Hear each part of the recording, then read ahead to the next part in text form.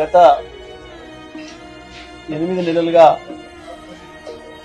తెలంగాణలో కొత్త ప్రభుత్వం ఏర్పడిన తర్వాత పరిపాలన మొత్తం పడకేసింది. కేవలం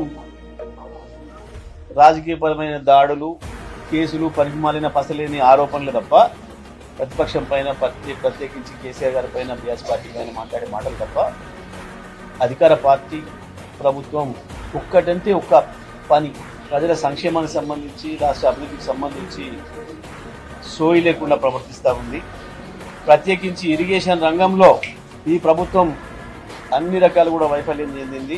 గత యాసంగిలోనే కాళేశ్వరం నుండి నీళ్ళని ఇచ్చే అవకాశం ఉన్నా నీళ్ళు ఇవ్వక దాదాపు 25-30 లక్షల ఎకరాలలో పంట సాగు చేసుకునే అవకాశం కల్పించకుండా రైతాంగానికి తీరని నష్టం చేసింది. దాంతో యాసంగి పంట స్పష్టంగా తేలిపోయింది. అంతకుముందు వరుసగా 7 సంవత్సరాలు కేసీఆర్ గారి పాలనలో యాసంగి పంట కూడా దాదాపు 1 కోటి మెట్రిక్ టన్నులకు పైగా వచ్చింది. ప్రభుత్వమే 40 నుంచి 50 లక్షల మెట్రిక్ టన్నుల ధాన్యాన్ని సేకరించింది. కానీ ఈసారి 25 లక్షలు కూడా సేకరించలేకపోయింది. అంటే ప్రధానంగా ఇరిగేషన్ రంగం పైన ప్రభుత్వానికి సోయి లేకపోవడం, రైతాంగానికి నిలిచే విషయం పైన ఈ ప్రభుత్వానికి చిత్తశుద్ధి లేకపోవడమే.